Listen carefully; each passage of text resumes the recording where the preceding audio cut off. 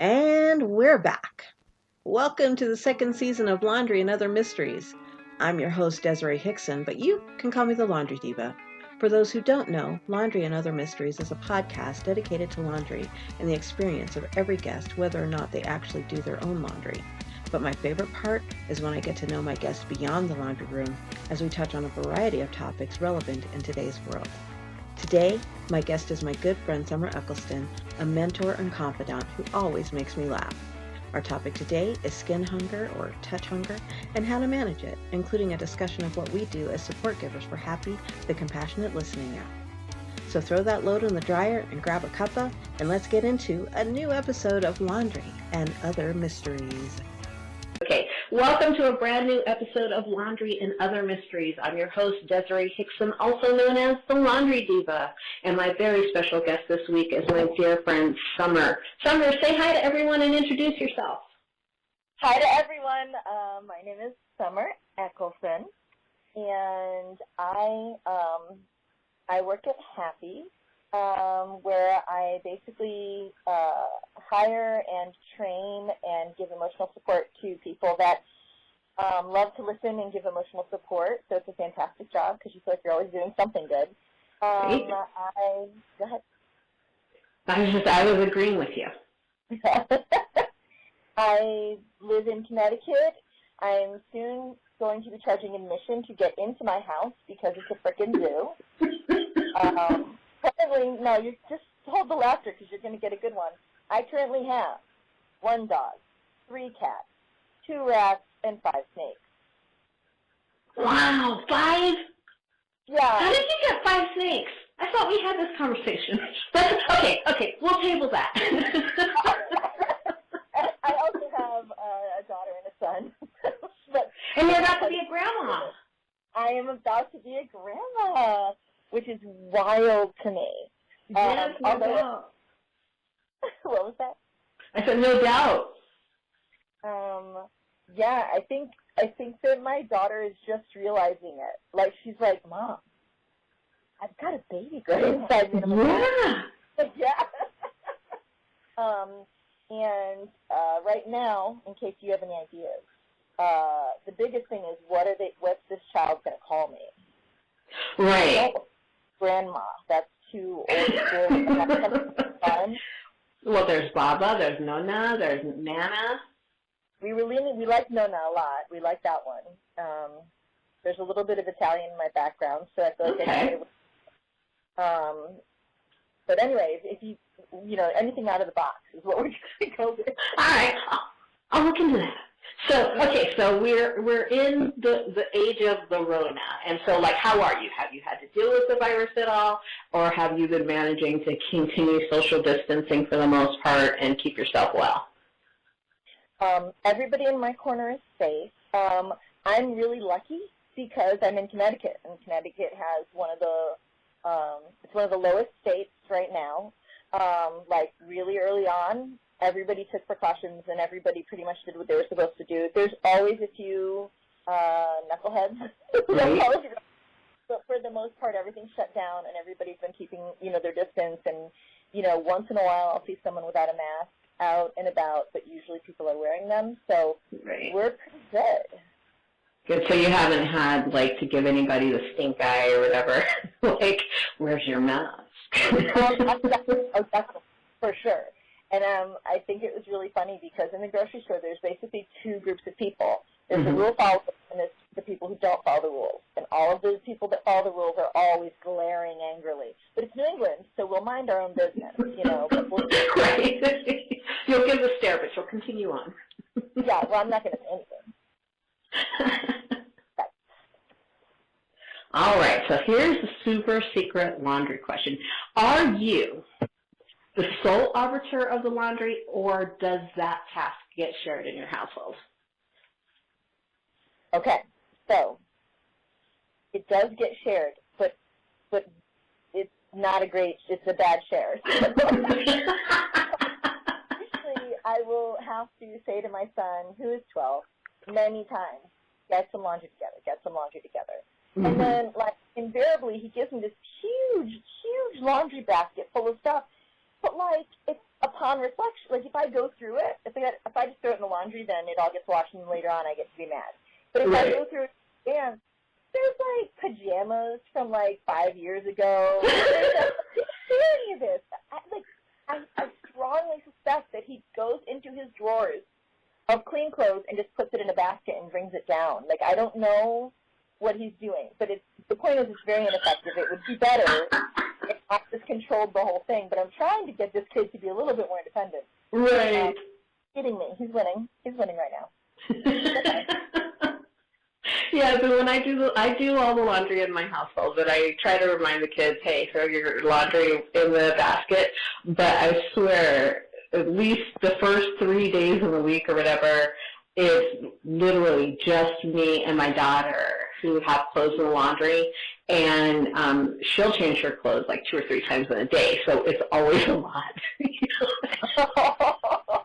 But there's nothing, so it looks like, oh, all the kids are throwing their laundry in. Like, no, it's just hers and mine. And then, like, on Sunday or whatever, it'll be a big pile because he's finally decided to throw his clothes in for the week or whatever. So he'll wear, like, the same shirt or the same pants for 2 or 3 days. And sometimes I have to remind him, like, you know, it'd be really nice. Maybe if we paint our pants tomorrow, that'd be cool. That sounds like fun. So, yeah, that's interesting that Jack is trying to do the whole, okay, I'll give her laundry, but it won't be this week's. It's the weirdest thing because, like, well, I guess because during the pandemic, he doesn't care. He'll wear the same thing every day unless they take it out of it. So the same thing as yours, but it's just really weird because it's like he's just thinking I'm like the laundry god and he just wants to appease me. Okay, feed her. I'm trying to do you a favor, man. Like, I'll just give her something. I don't know. She just wants to Like, you know what? This hasn't been in the laundry in like 3 months. This is an oldie but goodie. She'll like that. Yeah, it's like, oh, it's been a while since we've seen this shirt. It probably doesn't even fit anymore, and you're like, why is it in the laundry? It doesn't, and of course, usually after he does that, then there's this whole, okay, we're going upstairs, you're going to clean out your drawers. And he'll be like, okay, I'll go and then the same thing. There'll be things that he can still wear in the pile of stuff that he's decided to get rid of. And I'm like, you just don't care. It's like just bananas. Like, you know, I just bought those for you last week. Yeah, those are brand new. Yeah, that's some of the suits for this summer. Like, that's, you've worn it a couple times. Like, what are you doing? Maybe it's a guy thing, because I have had that trouble with my sons, too. Like, they're just like, I'm just throwing stuff in a pile, Mom. You know I don't like leopard print. I'm just going to throw it over here. But I got those on sale last week. You have to wear them. At least wear them once before you give them away. I don't know if it's a boy-girl thing, but I can definitely say that, like, with my son, if he has no intrinsic motivation for something, right, if it's something that he wants, then he does not care about, like, and the same thing with school, the same thing with chores. Like, if it's not something he wants to do, then he's going to do the least he has to do. My daughter was very different, right? She was always like, well, like, if her name's on it, then she has to do it. You know what I mean? That's right, exactly. It's a point of pride. Yeah, that's what I'm saying. We run into the problem with that, too, is that then they get their high strung and they're just like, oh, my God, it's got to be just right. And I'm like, just and you're like, sit down. Yeah. Oh, yeah. Many times I'm like, you know, it's 2 o'clock in the morning. I know I asked you to do that, but you know you can take a nap. Yeah, I'm like, tomorrow. Yeah, and for him, it's always just like, you said to, like, if it's sweeping, well, the broom will definitely go across the floor. You know, items from the floor into a pile is another thing. So yeah, but he did it though in his mind. So, that's right, and so you can't gripe at him because he did make the attempt. Yeah, kids. I guess it's some kind of thing that motivates him, like outside of the actual task. Right. Oh yeah, bribes tend to work best. Oh, I love bribery. what I'm bribing my kids with now is fudge brownie M&Ms. Those things, I've been hoarding them since the Rona started, and they are the best M&M ever.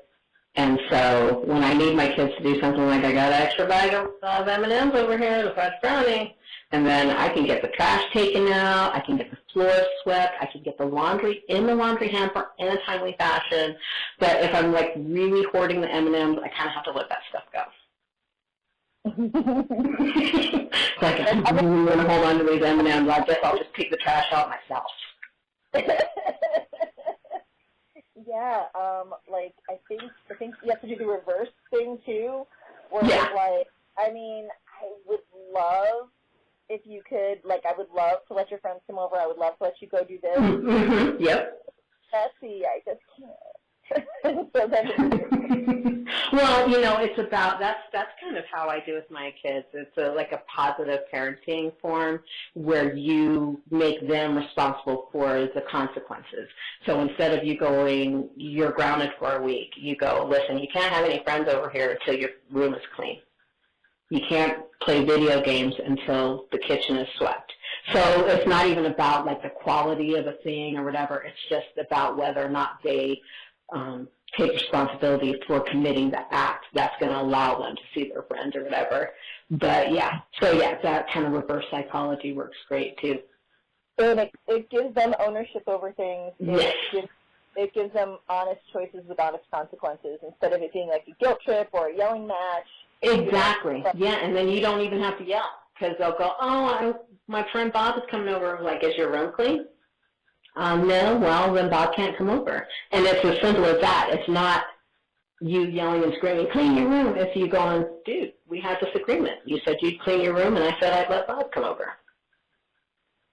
Yeah, it's way easier. It's so much nicer. That's the way we do things here, too, for the most part. It is very good for the high blood pressure.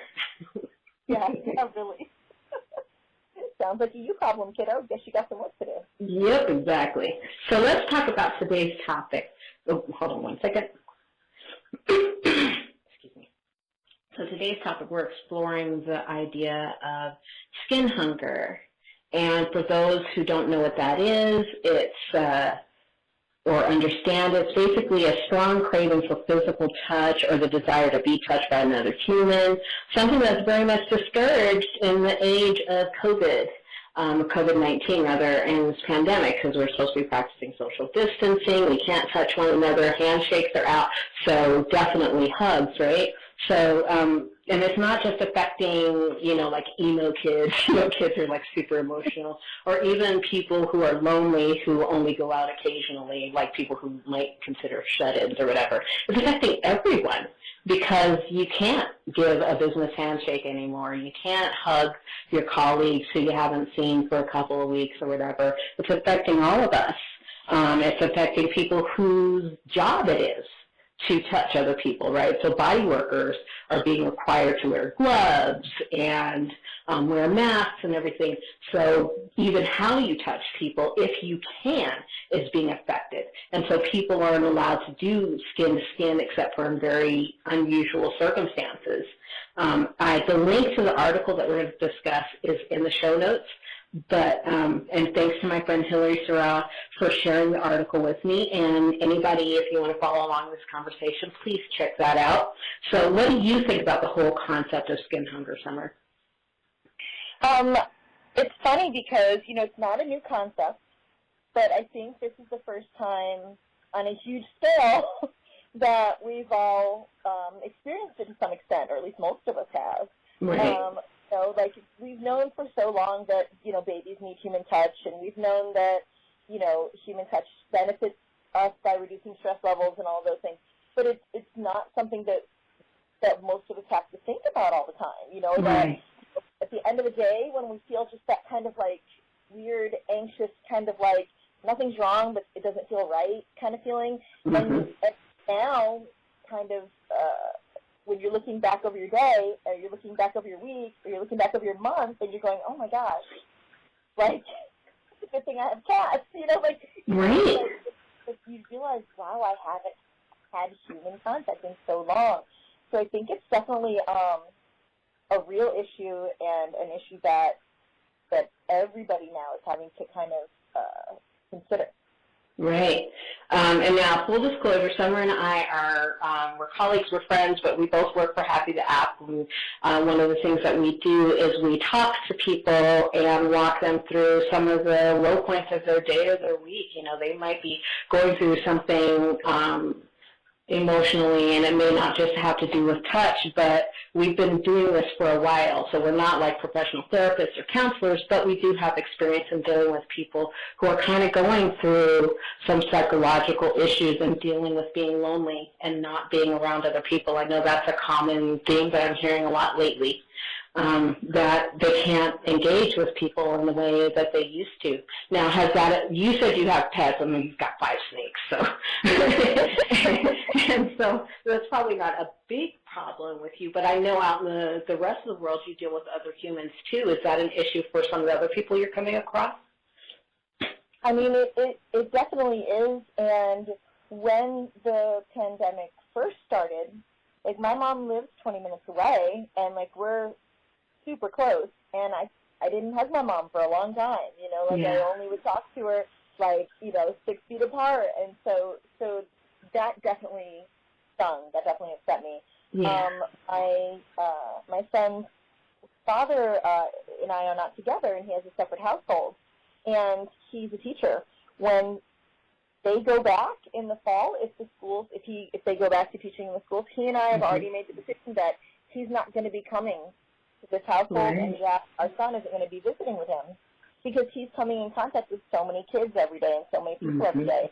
So, like, it's very real, and I know that there are probably much more severe cases out there, but like, my son won't be able to see his dad, you know, like, it's rough. And as far as Happy goes, even when callers haven't called in and specifically talked about COVID-19, the tone of all the calls has gone up in stress. And, you know, because people are alone, things that might have bothered them a little start to bother them a lot. They have a lot more to think about. You know, so you see both the direct effect of skin hunger and the indirect effects of it. Just displaying itself all over the place. Right, because touch or engaging physically, and we'll say in this context we'll include just being present with other humans.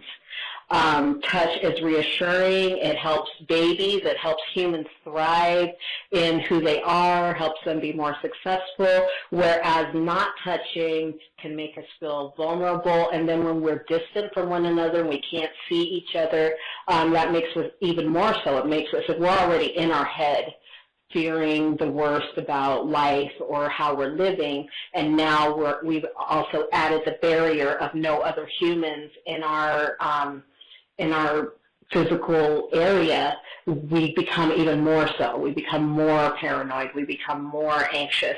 And so that being able to regularly meet with people kind of mitigates that. So you can, when you go to your, you know, we might enjoy very much having our alone time on the weekends, for instance, and then we know we're going to be able to see our work friends on Monday or whatever. And so some people, I'm one of them, get really excited about going back to work on Monday because I get to, like, see people and say hi and you know, back in the day, give hugs whenever I see somebody I really adored.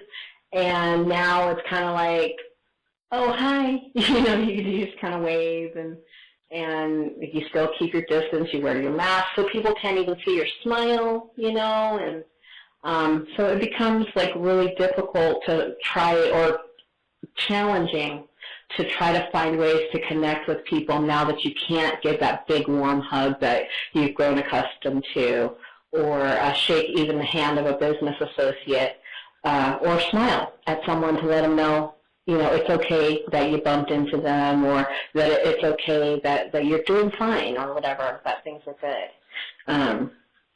It's made us have to be extremely creative, but it's, like you mentioned before, it's been really difficult for people who maybe aren't as good at being that creative. So there was a couple of ideas that were mentioned in the article that I did like, and you mentioned it too, like if you have pets.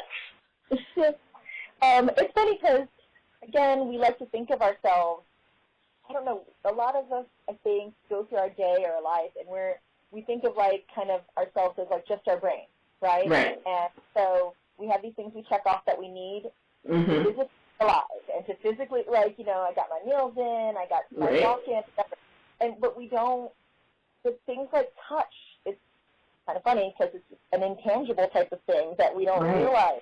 That we and lose. people said for so long, oh, petting a cat is good. And Mm-hmm. that's kind of like, you know, okay, I'm going to pet a cat. But like, we, as living things, we really need each other.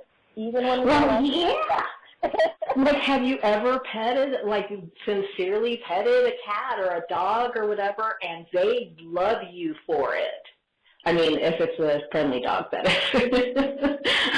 Or a friendly cat, for that matter. There are some cats that don't like being touched. But for the most part, when you pet an animal, you still can get sort of that same feedback that you get from when you hug a friend. Because a cat will purr, it will roll around, it'll show you her belly, and if you stop, they'll keep nudging you, like, hey, I need some more of that. And dogs are the same way, right? They'll jump on you, hey, give me some attention, hey, you stranger. Even if you're a stranger, they want to connect with you, and it feels so nice to, like, scratch the behind the ear of a kitty cat or a dog and see them go, oh, I've made a new friend, and connect with you. And because that's what happens when we hug our friend. Hey, Nancy, it's been a while. How are you? And you hug, and you reconnect with that person or whatever. It's pretty much the same thing. And so and I guess that's one of the reasons why they say pet owners live longer than, like, the average person, because you are making that daily connection when your cat jumps on your lap or the dog is waiting for you by the door for a walk or whatever. You're connecting with another living thing. Oh, for sure. And I can tell you specifically, like, all my cats are super affectionate and they're really sweet. But Jinx, he came to me when he was so little that he had to have, kitty cat formula. Yeah. So he would, like, sit kind of on my chest, cuddled up with me and sleep, and I would feed him, and I had to, like, every hour had to feed him and stuff like that. He was, really wow. Yeah. To this day, he still likes to try to sit, like, on my shoulder or my chest. So, Yeah. like, I could be sitting or standing, like, at the other side of the room, and he'll Mm-hmm. and all of a sudden he'll take off like a shot, and he'll, like, jump on top of me, and, like, his shoulder, and it's both cute and terrifying. Right? So you're like, oh, hello. Yeah, it's like if I have a sweatshirt on, it's great, but if I have a sundress on, I'm in big trouble. Yeah, because you're going to get claws. And plus he's huge. Like, he's not a little tiny kid. Oh. But, like, he doesn't even care if I pet him. He just wants to be close to me. Right. He just, you know what? I got to get me some of that right now. And Yeah. then he'll, like, just sit right on my shoulder, and he'll just be really, really happy and hang out there. And then when he's got enough, then he'll get down. But, Right. but it's just an undeniable thing, that they need affection, we need affection, Mm-hmm. and you really, when you deny it on grand scale, Mm-hmm. it's really hard on people. It is. I know one of the stories that's come out of this whole pandemic is so many pet shelters now are actually looking for animals because so many people are looking to adopt. So people who might not have been dog people or cat people previous to the pandemic are now like, oh, you know what, I need a dog so that I at least have somebody that I can talk to or somebody to pet during the day. And first of all, I think that's wonderful. The fewer animals in shelters, the better. It's so sweet. I love that. But on the other hand, it's a great way to connect with something that, so you're not alone and you can provide for something that needs you.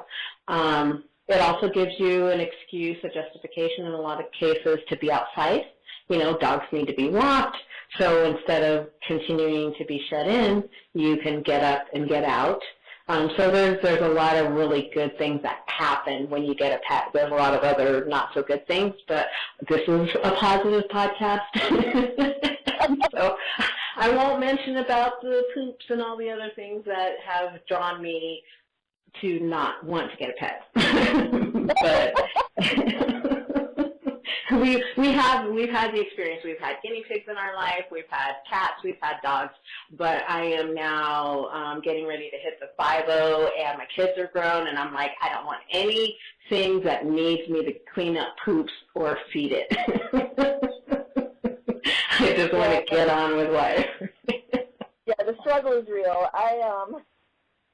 That's one of the few things that my son does. Like, usually chores he doesn't get paid for because you're part of his family. That's right. But I will give him a few bucks to do the litter box. And, oh, my gosh, the drama that always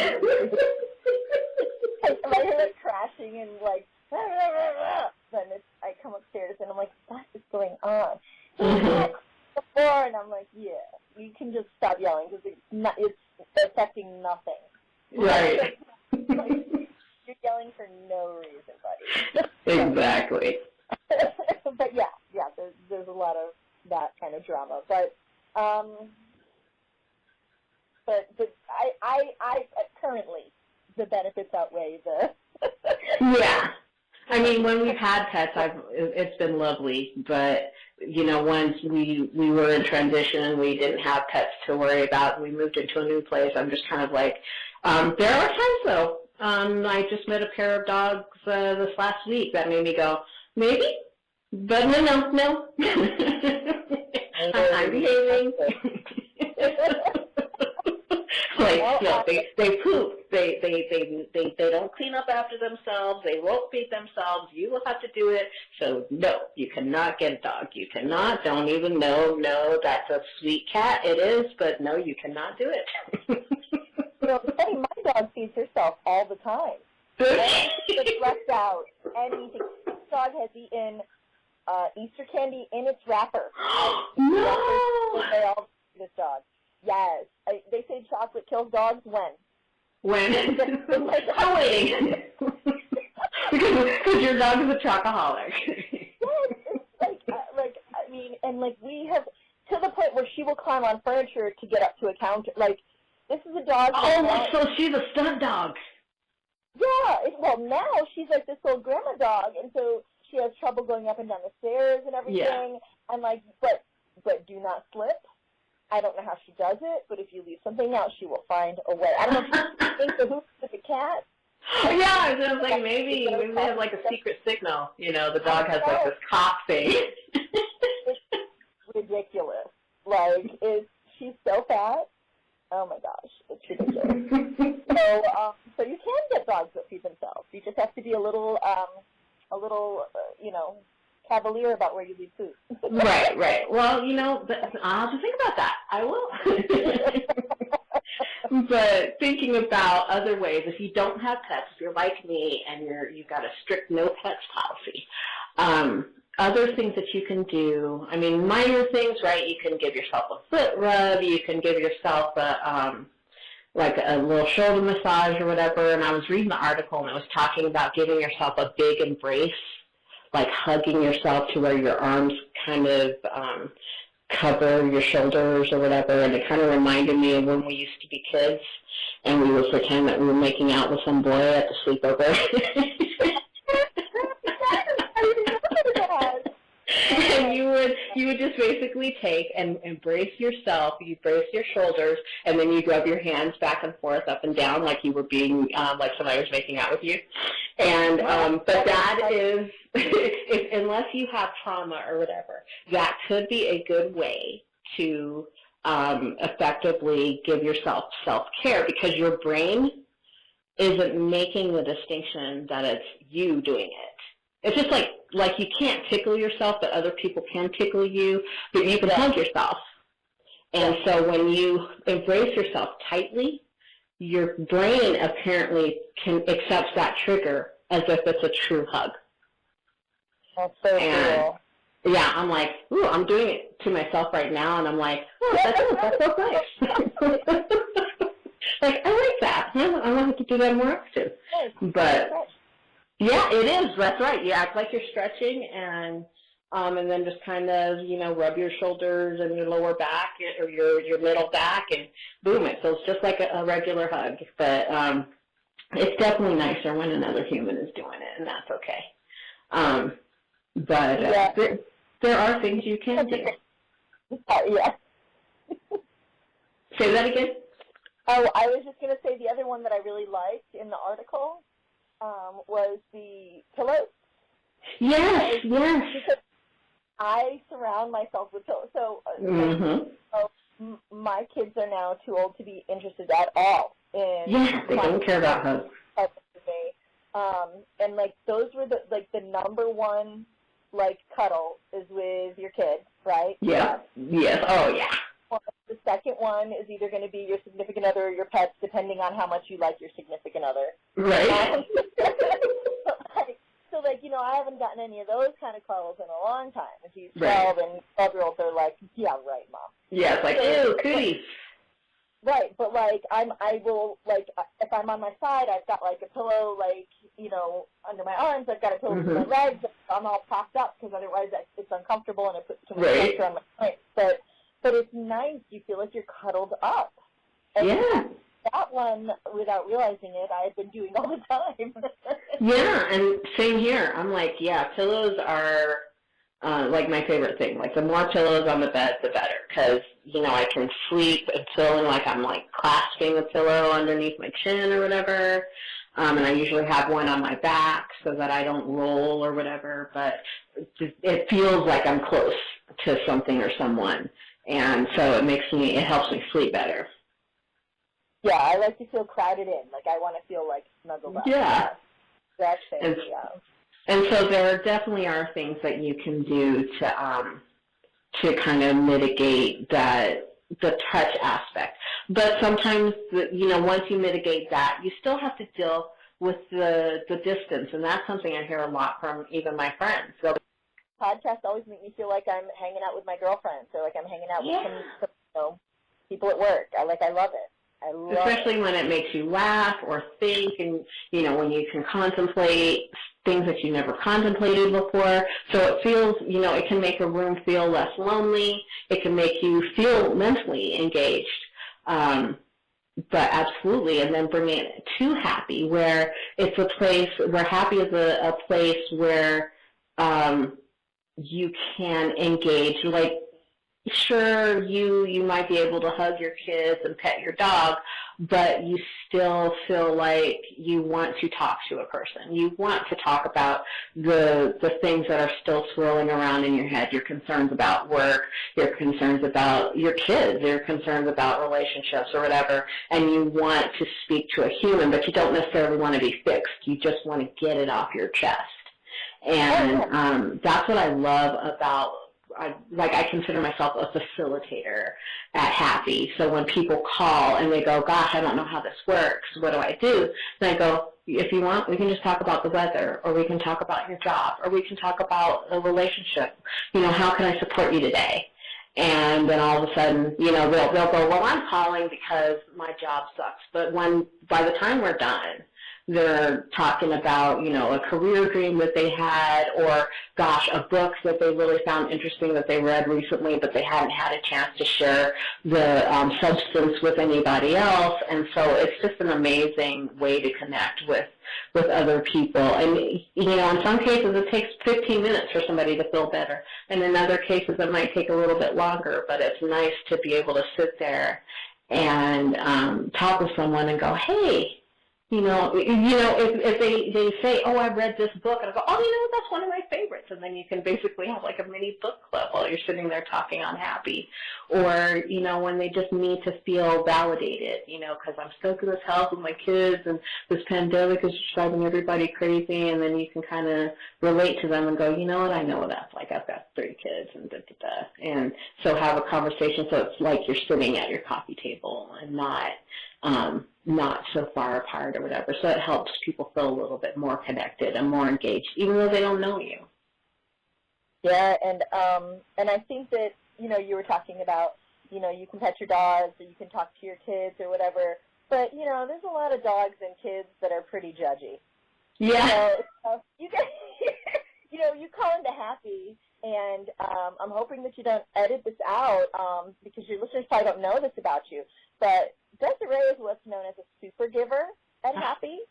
She is amazing at what she does, and she finds this way to let you know that you're not judged, that it's a completely safe space, and she just makes you feel such support, and like she's absolutely amazing, and she makes you want to talk. She makes you want to share. She makes you, whatever it is that's on your mind, she's like, that's the most interesting thing ever. Like, I want to hear more. She does outstanding work every day. It makes people feel better, and so. Thank you for saying so. I've been hearing that a lot lately, and the truth is I've been, I'm always, like, trying to be introspective and figure out what it is, especially if it's negative. If I'm doing something wrong and I'm like, why do I keep doing that? But then when people brag about me or, give me kudos, I'm just like, okay, what is it that I do so I can replicate it? Or so I can maybe share it with somebody else that's having trouble with that or whatever. And I still haven't been able to figure it out. It's just something I feel kind of like a taser. Like I could, I'm charged up, I'm ready to go. And then when somebody says a word or says an idea, then I can connect with them with that, and I can kind of shock the conversation to life. I don't know what it is, maybe it's just a trigger word, or, for instance, if somebody says something like, or let me roll back a little bit, sometimes I'll just have an experience in my own life, and then I'll get a call on Happy, and that person will mention a similar experience, and I'll be like, whoa. They're like, it's like totally like kismet, like, oh, I'm supposed to talk to this person. Now, I don't necessarily believe that per se, but it is strange how I'll be considering or contemplating something, and then that will become an issue with somebody else that I talk to. So, and it might even be something silly, like they might go, you know what, I'm just contemplating whether or not to change jobs.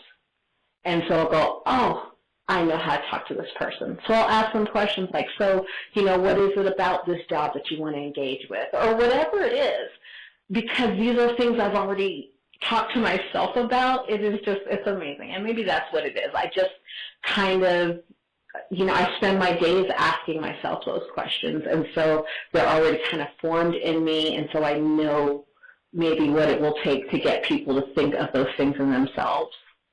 I don't know. This is what it is with you. There is definitely a magic to what you do. But you know how they say you should just be open to the universe? Yeah.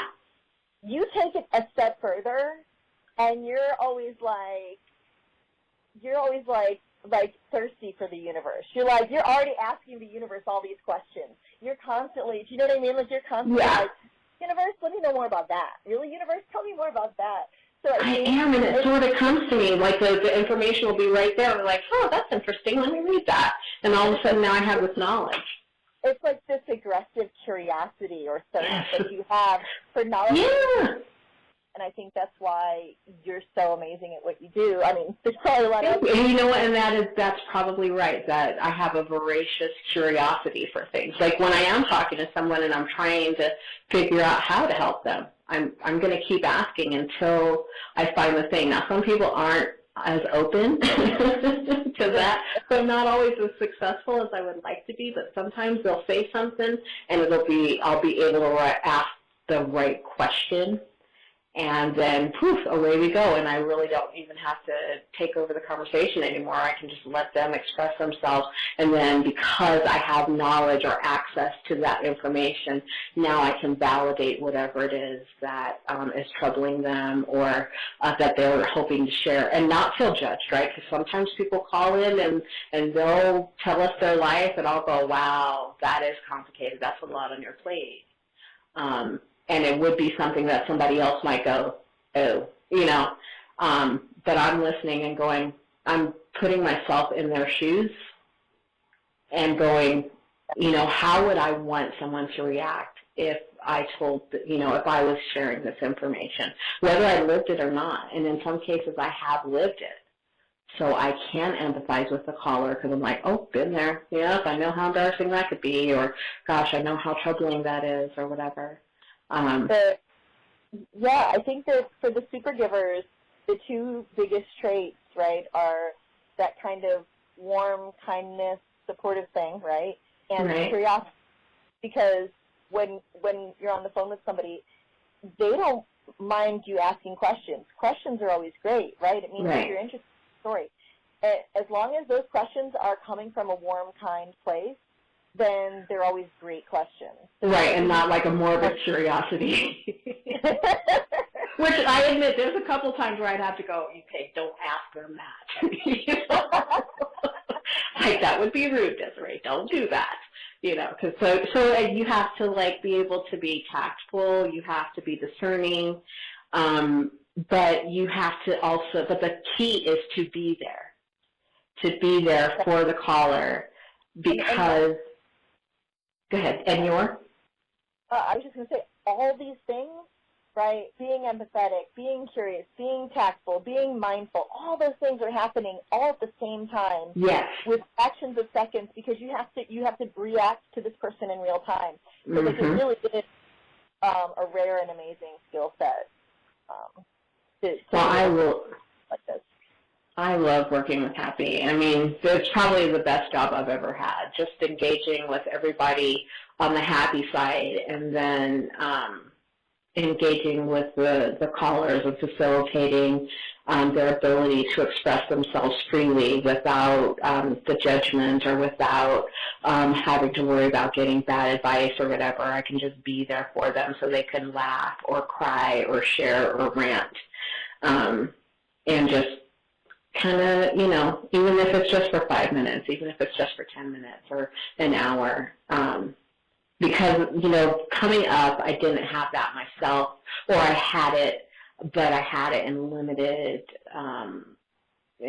limited chunks. And being a part of Happy means that I'm able to provide my time for those chunks for someone else. And I consider that a blessing.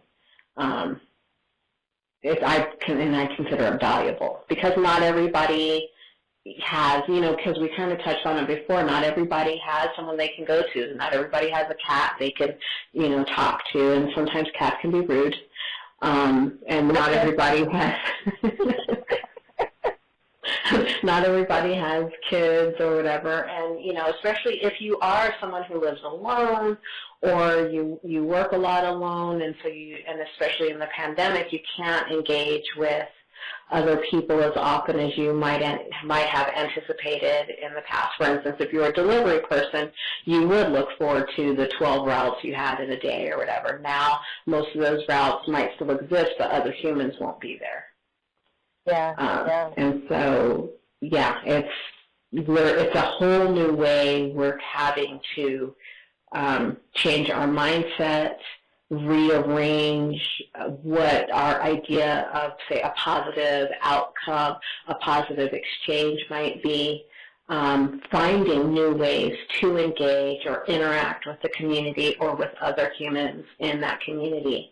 Can be, for someone like me and maybe like you, because we're natural-born teachers and givers and we're outgoing in that way, it comes, quote-unquote, easy to us. But it might not be easy to someone else.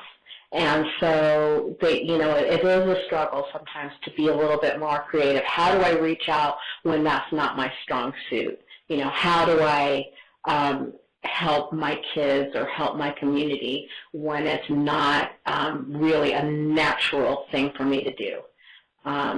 Because I'm used to going into work, and work tells me to be here, there, or go to do this thing, and I do it because it's work-related. Now work isn't doing those things, but I miss engaging.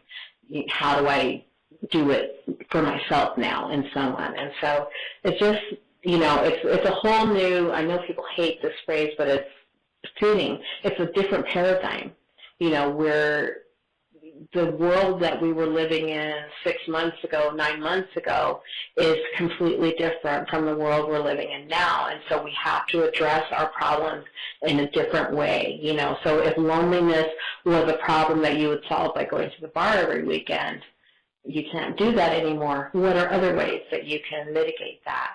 You know, hugging your friends is no longer an option, but what other things can you do to at least fill in that space in the meantime? You know, hug yourself, hug each other on Zoom, you know, do like social distancing hugs where you do the giant bear hug on yourself, but you send it to Cindy in Cincinnati, or you send the bear hug to Brian in Norway or whatever, you know, and be creative about how you share your emotional extensions and your empathy and your, you know, sending, so to speak, those positive vibes to other humans who are also in need of connecting.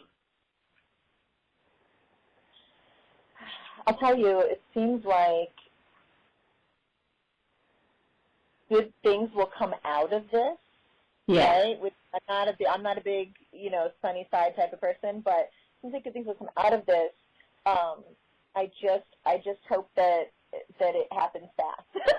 Yeah, I hope so too. I mean, I think you're right in a way, because what I'm thinking is, in a certain context, we have to learn how to not be together anymore. You know, one of the biggest problems with loneliness is we do get so used to being around other people that we take it for granted, and then our body, like our mental, our physiological self, suffers when we're not near other humans. So now, in the midst of this pandemic, we now need to learn how to exist without touching, without hugging.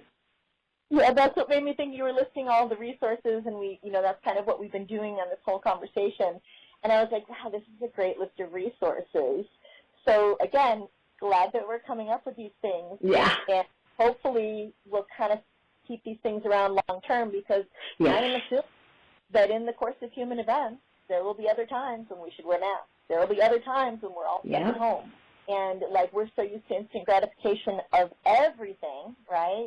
Not just but with each other, right? We have cars, we can go see each other, and now we can't.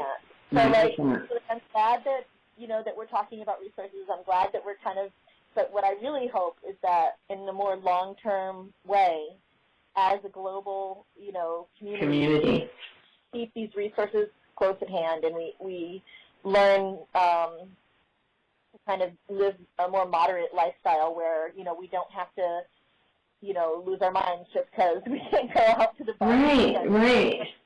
Be comfortable in our own skin and with ourselves a little bit more. That way we can flourish when things like this still happen. Well, yeah, because then you think of all the instances where even in a so-called perfect world, learning how to cope with being alone would lead to better outcomes. For instance, it could help with the world learning ways to mitigate loneliness. We could help somebody who might have a more difficult time dealing with a breakup, for instance. Somebody who suddenly finds themselves alone because they've moved to a new town. We're learning new ways of being, and this should be a common good in the community as we all practice and teach one another how to do that. But it's going to take a little bit of time for that to kind of become public access, for instance. So, like you and I know, we know we have access to those things. We know how to share that access with other people, but there's still people out there that aren't aware. Definitely encourage you to visit the website, happythemovement.com. You can find out all the information to help you get connected with Happy the app, possibly try it out, or, follow us on Instagram. But also, Summer, do you want to share with us, if you don't mind people contacting you, how you want to be contacted? Do you have like an email address or a Twitter handle? Sure. My email address is Echelson Summer, I'll spell it, ECHELSONSUMMER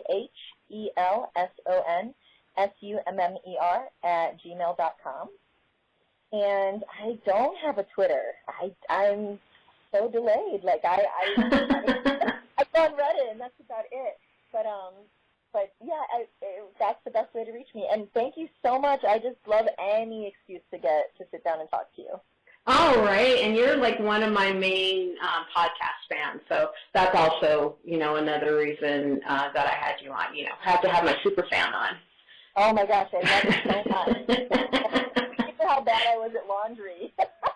Right. Hey, I'm still learning. I get to come on a podcast that has to do with laundry because I'm so bad at it. Yeah. Thank you so much for joining us in the discussion about skin hunger and finding ways to mitigate loneliness in the time of the COVID-19 and the coronavirus. Thank you so much for joining me today, Summer.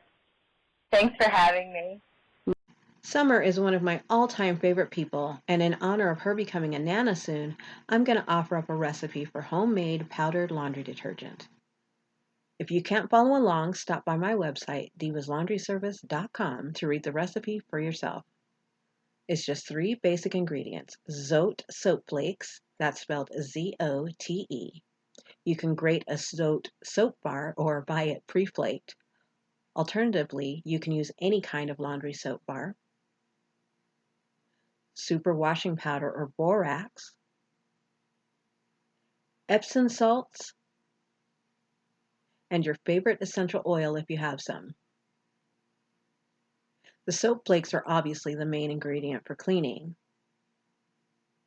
The washing powder or borax is a laundry booster to give your detergent a little more oomph. That's totally a technical term. And the Epsom salts help to eliminate odors.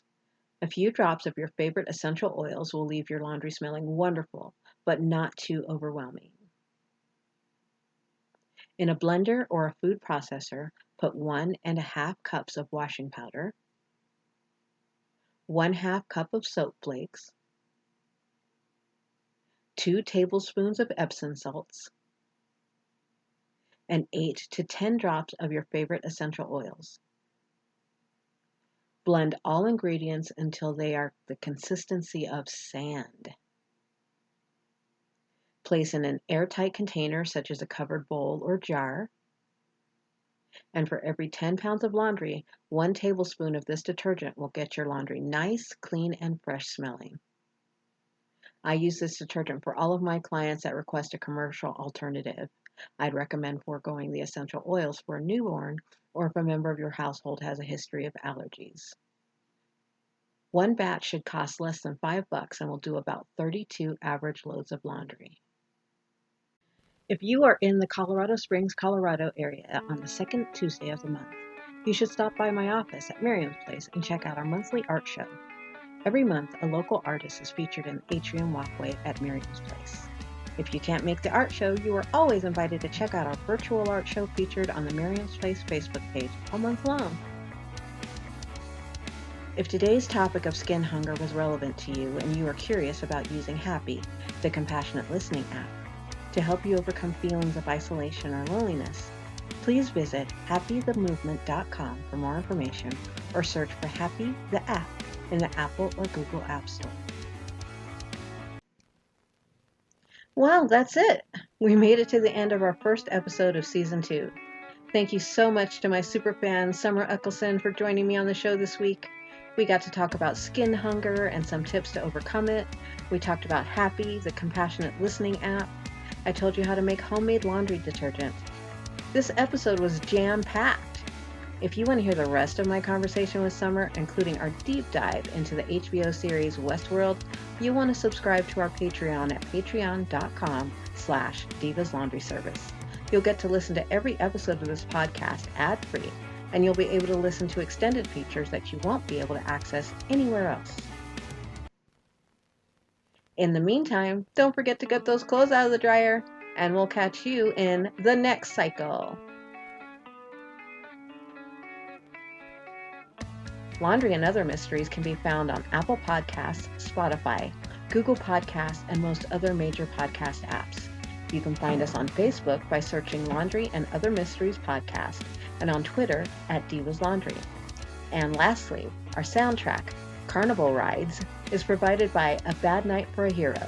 You can find this song and other records at abadnightforahero.bandcamp.com. I can't tell if the girl or the carnival rides got me shaking inside. Just play